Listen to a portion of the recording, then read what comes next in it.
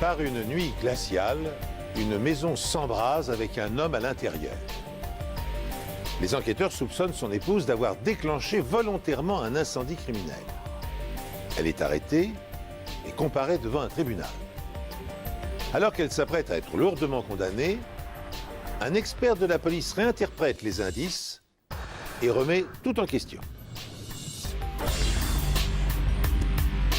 Bonjour. Face à la duplicité et au machiavélisme de certains meurtriers, nombre de crimes resteraient impunis. Heureusement, grâce aux interventions des experts de la police scientifique, des traces apparemment anodines peuvent se transformer en pièces à conviction et faire en sorte que justice soit rendue. Jackson est une ville de Géorgie où il fait habituellement chaud toute l'année. Mais en janvier 2003, la ville est frappée par une vague de froid et la température descend en dessous de 0 degré. Les producteurs d'agrumes utilisent des poêles à pétrole pour protéger leurs orangers. Jean et Jim Long utilisent un de ces poêles dans leur atelier pour que les conduites ne gèlent pas. Hélas, les choses tournent mal.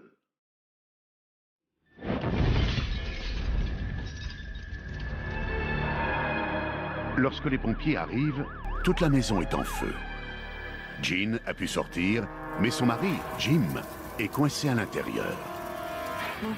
Mon beau-père est venu nous réveiller. Il m'a dit...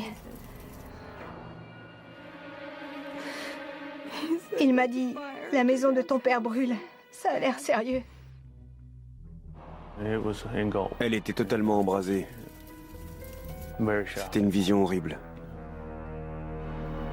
Les pompiers fouillent les alentours de la maison, mais rien n'indique que Jim ait pu s'échapper.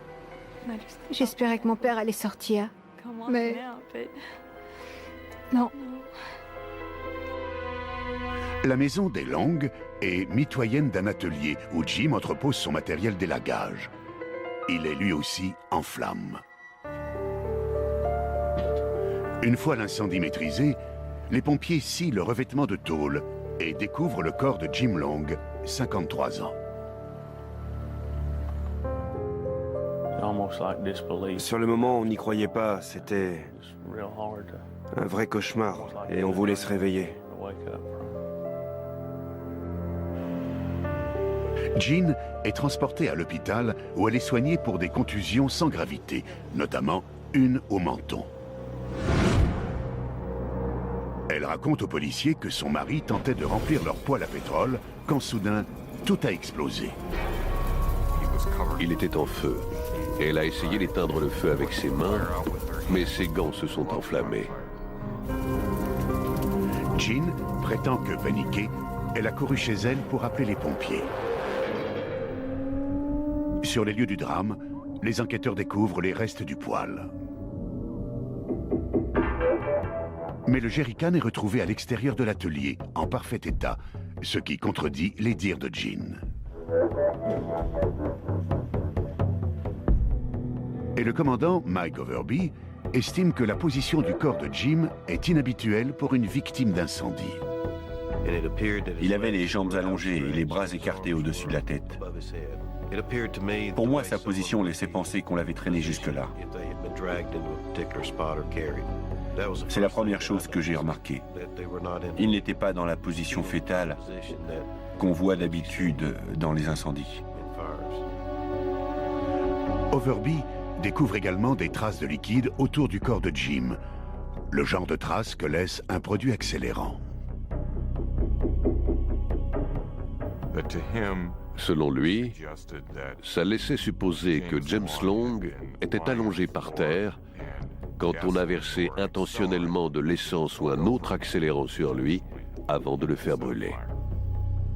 L'autopsie de Jim Long apporte des indices supplémentaires. En effet, en constatant que la quantité de poussière, de suie et de fumée retrouvée dans les poumons de la victime est très faible, le médecin légiste en conclut que Long était déjà inconscient avant que l'incendie ne se déclenche. Les substances chimiques qu'on trouve chez les victimes d'intoxication par la fumée n'étaient pas en quantité suffisante dans le sang de M. Long pour l'avoir tué. Il avait respiré de la fumée, il avait de la suie dans la gorge mais il n'en avait pas assez respiré pour que ça le tue. Jim a également une fracture du crâne.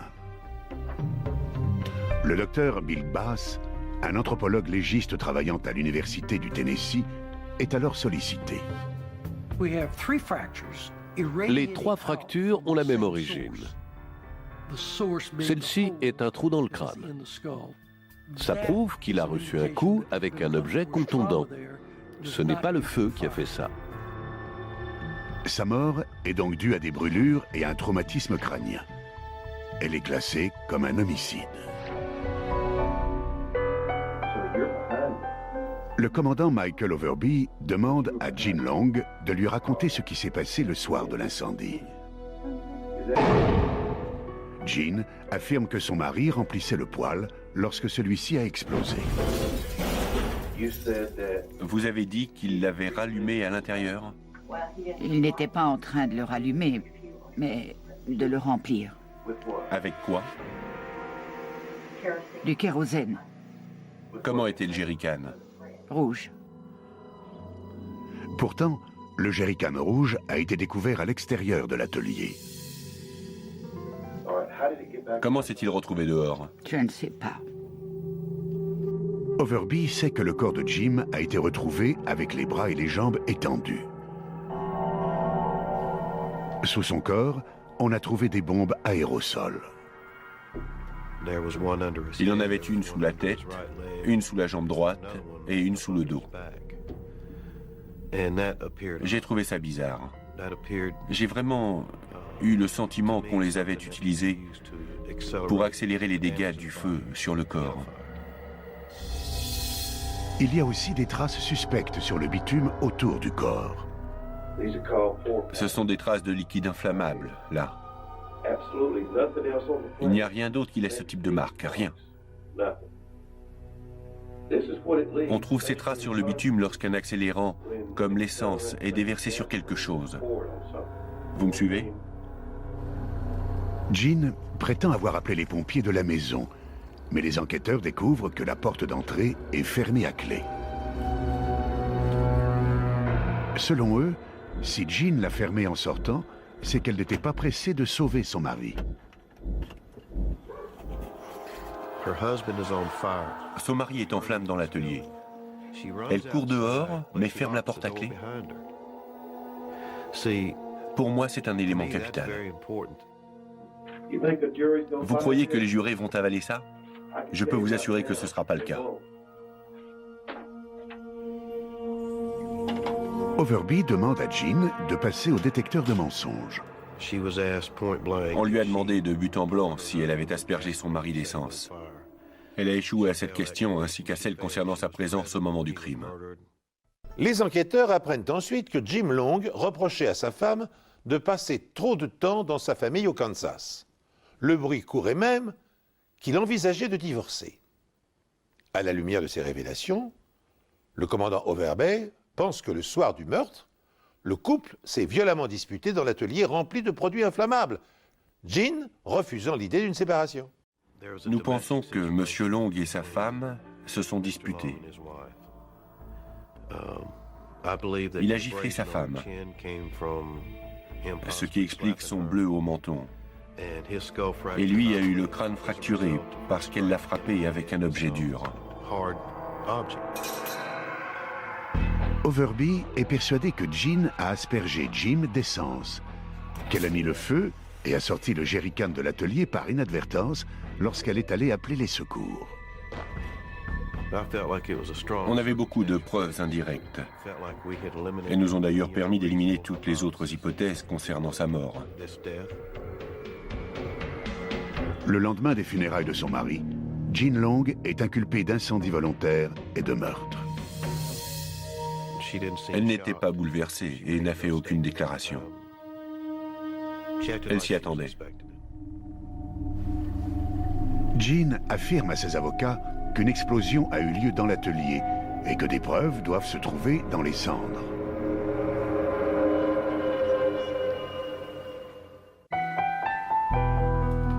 Sa famille engage Wade Crumbley et Barbara Moon pour la défendre lors de ce procès qui s'annonce long et difficile.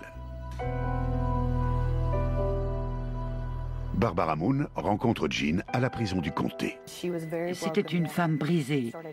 Elle se tripotait les mains et ne cessait de trembler. Elle m'a paru sincère et je l'ai cru. C'est aussi simple que ça. Une semaine plus tard, l'église de Jean réussit à collecter suffisamment d'argent pour sa caution. Sa famille soutient qu'elle et Jim formaient un couple heureux. Et la fille de Jim le confirme. J'étais contente qu'il ait rencontré quelqu'un. Il était heureux et il n'était plus seul. Quand on voyait Jim, Jean n'était pas loin. On ne les voyait pas l'un sans l'autre, ils étaient inséparables. Le mobile de Jim ne peut pas être l'argent, car l'assurance vie de Jim ne dépasse pas les 40 000 $. Pourtant, le parquet reste persuadé de sa culpabilité. Il pensait que lorsque l'occasion de se débarrasser de lui s'était présentée, elle l'avait aspergé d'essence avant de le brûler, et qu'elle avait ensuite tenté de faire croire à un accident.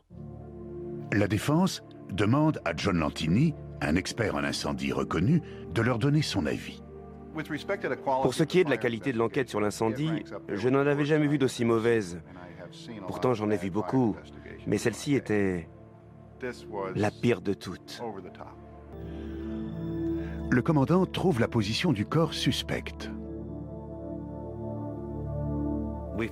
Dès le début, nous avons pensé, vu la position du corps, avec les bras écartés au-dessus de la tête et les jambes allongées, qu'il avait été placé là. Mais tout au long des interrogatoires, Jin Long a affirmé qu'au début de l'incendie, son mari s'agitait en tous sens dans le but d'éteindre les flammes qui brûlaient ses vêtements. Est-il dès lors concevable que dans la panique, il se soit brisé le crâne en tombant sur la table en métal? Je peux vous dire qu'un choc sur le côté de la tête est à l'origine des fractures. Qui l'a frappé?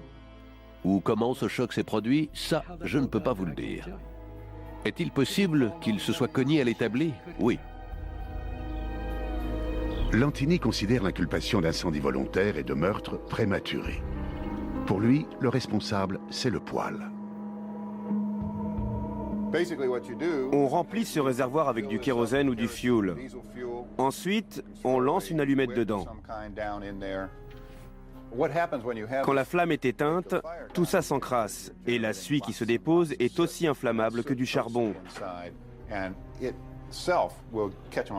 Donc, si on ne le laisse pas assez refroidir, ça peut être très dangereux. La chromatographie en phase gazeuse du résidu trouvé à l'intérieur du réservoir du poêle incriminé établit qu'il s'agit d'essence et non de kérosène. Il faut une température très élevée au kérosène pour qu'il s'enflamme, tandis que l'essence prend feu à une température relativement basse. La différence d'inflammabilité entre l'essence et le kérosène est énorme. J'ai enquêté sur de nombreux feux où les gens avaient mis par erreur de l'essence dans des poêles à pétrole et provoqué de violents incendies. Jean prétend qu'ils utilisaient le poêle à l'extérieur avant de le rentrer. Comme 4 litres d'essence équivalent à 20 bâtons de dynamite, lorsque Jim a versé l'essence dans le réservoir encore chaud, ça a entraîné une explosion, exactement comme Jean l'affirme. Les résidus d'essence à l'intérieur du poêle constituaient une preuve matérielle, et Madame Long était le témoin oculaire. Tout concordait. Elle n'aurait pas pu inventer ça. Le jerrycan rouge trouvé à l'extérieur de l'atelier et que les enquêteurs trouvent si suspect contient du kérosène. Cela prouve qu'il n'est pas impliqué dans le feu. Mais le parquet continue de penser que Jean Long a tué son mari. Qui les jurés vont-ils croire?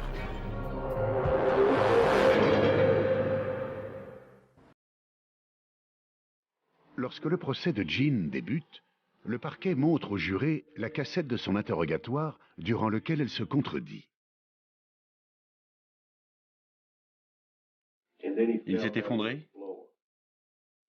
C'est ce que vous m'aviez dit. J'essaie de recouper ce que vous m'avez dit et de donner un sens à tout ça, mais j'y arrive pas. Je n'y comprends rien. Alors comment voulez-vous que j'y comprenne quelque chose, moi? Mais la défense utilise cette même cassette pour montrer autre chose. le commandant Overby utilise une technique policière courante à la fin de l'interrogatoire et quitte la pièce en laissant la caméra branchée. Dans ce genre de situation, les suspects disent souvent quelque chose de compromettant.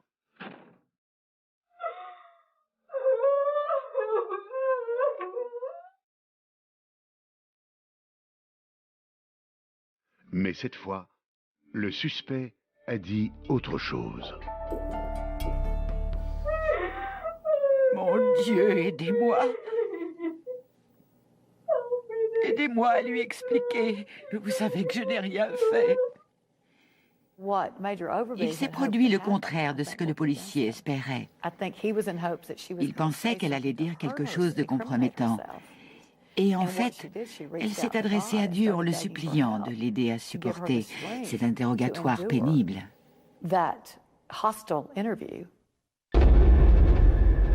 Pour la défense, l'incendie est accidentel.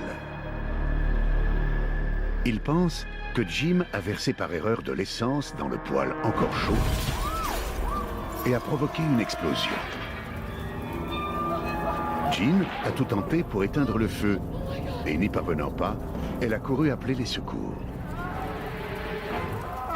Jim s'est cogné la tête contre l'établi et s'est fracturé le crâne, ce qui a entraîné sa mort. La défense n'explique pas le fait que Jean ait fermé la porte à clé derrière elle, si ce n'est par habitude. Elle le faisait à chaque fois qu'elle sortait de chez elle. Jean Long témoigne pour sa propre défense. Elle nous est apparue comme une femme sincère et terrifiée par ce qui lui arrivait, et parce qu'elle allait devoir revivre les événements de cette nuit-là. Les jurés n'entendent pas parler du détecteur de mensonges. Ces tests ne sont pas recevables pour une seule raison. Ils ne sont pas fiables, point barre. Pour ses proches, son échec au test s'explique par les médicaments qu'elle prenait. Elle était vraiment, pour ainsi dire, droguée. À l'hôpital, on lui avait donné des médicaments pour qu'elle reste calme et puisse digérer tout ça. Après 8 jours de témoignages, les jurés ne délibèrent que 3 heures avant de rendre leur verdict. Ils déclarent Jean Long non coupable de tous les chefs d'accusation. Ce procès n'aurait jamais dû avoir lieu. Ils auraient dû consulter un expert. Je suis spécialisé dans le décryptage des crimes avec violence et dans la reconstitution des scènes de crime. Aujourd'hui encore, le commandant Overby n'est pas d'accord avec le verdict, ni avec les conclusions de John Lantini concernant l'incendie. Je reste persuadé, comme je l'étais lors du procès, qu'elle a tué son mari.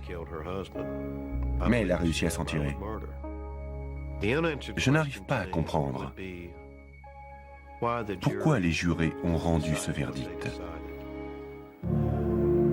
Après son acquittement, Jean Long quitte l'État pour tenter de remettre de l'ordre dans sa vie.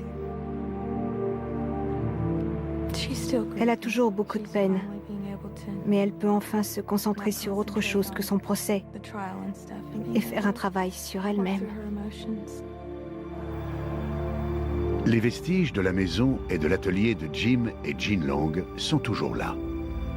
Rappelons ainsi que la médecine légale ne permet pas uniquement de confondre les coupables, mais protège aussi les innocents. J'espère que ça n'arrivera plus jamais. Que personne ne subira ce que nous avons subi. C'est à l'accusation d'apporter la preuve que l'incendie était volontaire, mais dans cette affaire, ils n'ont pas pu. Il ne s'agit pas d'une erreur de coupable dans une affaire criminelle. Il n'y a pas eu de crime. C'était un accident. Comme vous le savez sans doute, le fonctionnement de la justice est radicalement différent en France et aux États-Unis. Le droit français est strictement codifié, alors que le droit américain est essentiellement fondé sur la jurisprudence. Ainsi, alors que le procès pénal américain est entre les mains du procureur et des avocats de la défense, Le procès français est organisé